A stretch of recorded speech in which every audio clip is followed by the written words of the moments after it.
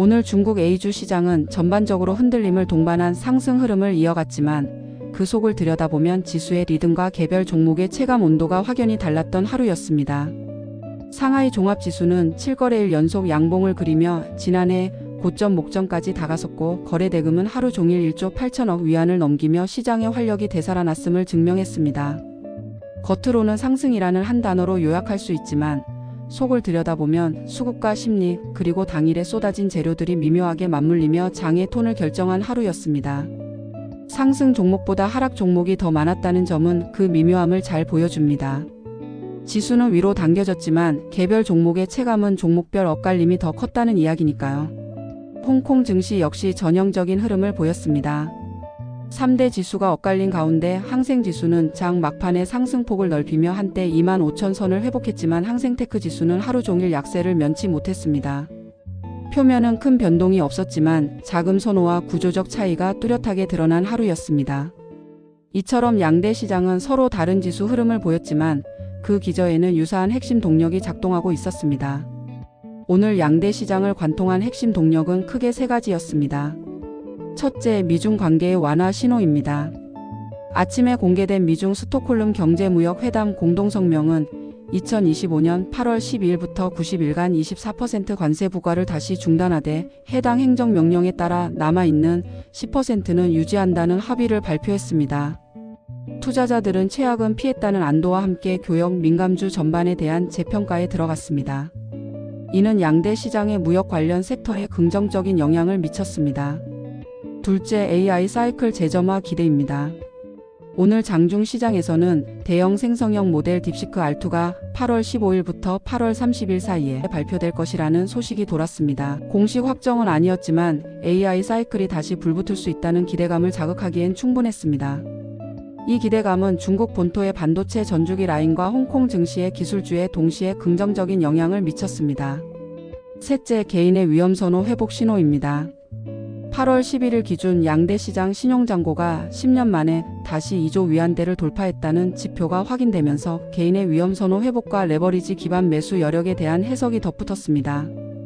이 세 가지 재료가 장 초반부터 심리를 받쳐주었고 결과적으로 지수는 버텼으며 거래는 끊기지 않았습니다. 이러한 공통된 동력 속에서도 양대 시장의 내부 흐름은 각기 다른 특징을 보였습니다. 중국 본토 시장은 표면의 온도와 달리 다소 산만했습니다. 다만 그 산만함이 곧바로 불안으로 번지지는 않았습니다. 대형주 중심의 금융권이 장을 잡아주고 정책과 산업 모멘텀이 교차하는 성장 라인이 뒤에서 밀어주는 구조였습니다. 증권, 보험, 다원 금융으로 이어지는 이른바 대금융 축이 강했고 그 사이에서 반도체 전주기 라인이 한꺼번에 터지듯 올라왔으며 통신 장비와 소비전자 쪽으로의 연쇄 매수도 눈에 띄었습니다. 의료기기에서는 내기계 인터페이스가 다시 이야기의 중심이 되었고 그 외에 신장 지역 진흥 테마가 재차 끌어올렸으며 여기에 도시가스, 부동산, 통신설비, 석탄, 채굴 등 전통 업종들도 각자의 재료를 등에 업고 존재감을 드러냈습니다. 반대로 방산, 에너지, 금속, 태양광 장비, 영화관 콘텐츠 등은 낙폭 상위군에 올라섰습니다. 같은 날 같은 장에서 이렇게 다른 결을 보였다는 건 지금 시장이 단일 테마 추종이 아니라 정책 실적 자금 세 축 사이의 균형점을 재탐색하고 있다는 뜻입니다. 홍콩 시장은 대형 기술주가 대부분 약세를 보이며 알리바바가 1.6%, 텐센트가 0.27% 하락하는 등 지수에 부담을 주었습니다. 그러나 반도체주는 전면 반등해 SIMC와 화홍반도체가 모두 5% 이상 올랐고 복신국제가 홍콩에서 스테이블 코인 라이선스를 신청했다는 보도가 나오며 주가가 한때 20% 이상 급등하는 등 관련 테마주들이 동반 강세를 보였습니다. 석탄, 보험, 유제품 관련주도 대부분 상승했지만 AI 응용 분야는 뚜렷하게 조정을 받았고 전날 강세였던 리튬 관련주는 하락했고 제약과 제지 업종도 전반적으로 약세를 보였습니다.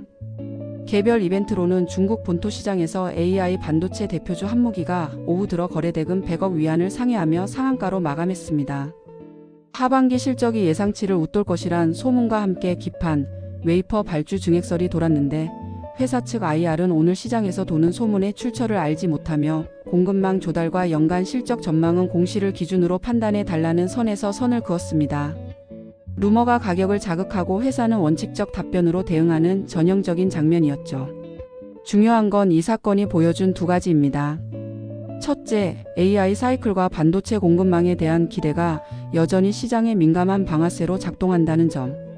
둘째, 확인되지 않은 정보의 공전 속에서도 투자자들이 거래 대금으로 의견을 내고 있다는 점입니다.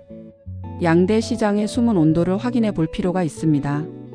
중국 A주 시장은 상승 2084개, 하락 3167개, 보합 172개로 마감했습니다. 상한가는 59개, 하한가는 6개였습니다.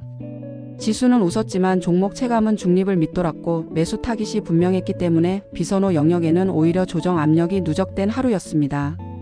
홍콩 시장은 대형 기술주와 리튬 관련주 등 전날 강세였던 종목들이 조정을 받는 가운데 반도체, 유제품, 보험, 석탄이라는 4개의 축에 자금이 뚜렷하게 쏠렸습니다.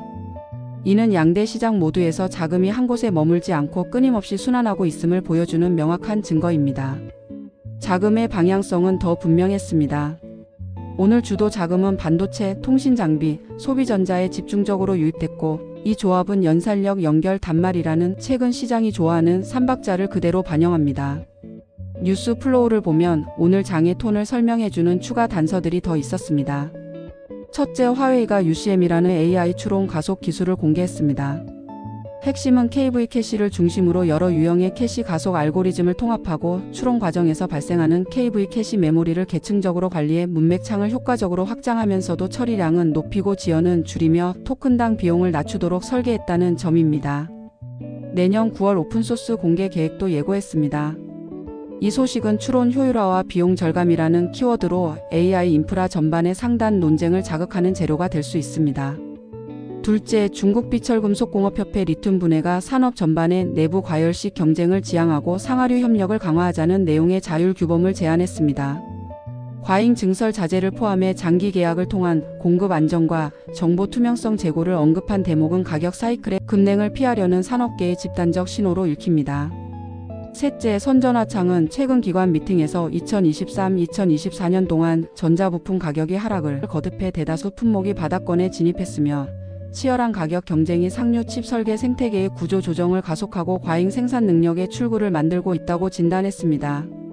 다만 가격 반등이 광범위한 추세로 이어질지는 시간을 두고 확인이 필요하다는 단서도 달았습니다. 결국 이 세 가지 이슈를 한 줄로 묶으면 AI 인프라의 효율화, 소재 부품 밸류체인의 질서 회복, 가격 사이클 바닥권 확인이라는 키워드로 요약됩니다. 오늘 반도체, 통신, 전자 쪽으로 자금이 몰린 배경을 설명해주는 바로 그 키워드들입니다. 이제 시선을 앞으로 돌려보면 하우스들의 톤도 꽤 명확합니다. 화시증권은 이번 라운드의 상승을 의심하지 말라는 메시지를 던졌습니다. 보험, 연금, 공사모를 포함한 기관 머니는 물론이고 주민 실물 자산에서 주식으로의 점진적 리밸런싱이 느린 황소장의 동력이 될 수 있다는 해석입니다. 9.24 이후 이어져온 M1, M2 역전폭 축소는 돈의 활성도가 올라간다는 뜻이고 2조 위안을 회복한 신용장고는 개인의 위험 선호가 회복되고 있음을 보여줍니다. 이 논리로 보자면 하반기에는 2024년 고점 재도전까지 시나리오를 열어둘 수 있다는 관점입니다. 중원증권은 한 템포 낮춰 완만한 박스 상향 쪽에 방점을 찍었습니다. 유동성은 완화적이고 신용거래 비중은 더 올라갈 여지가 있으며 9월 연준의 금리 인하 기대가 달러 약세와 외국인 자금의 회귀를 도울 수 있다는 퍼즐입니다. 다만 8월 중하순 실적 시즌의 일부 고평가 테마는 검증 압력을 받을 수 있으니 단기적으로는 기술 성장과 경기 제조라는 두 축으로 포지션을 정리하되 정책 자금 외부 변수의 변화를 예민하게 추적하라는 주문을 곁들였습니다. 동방증권은 기술적 관점에서 한 발 더 나아가 상해 종합의 정고점 경신을 시간 문제로 봤습니다.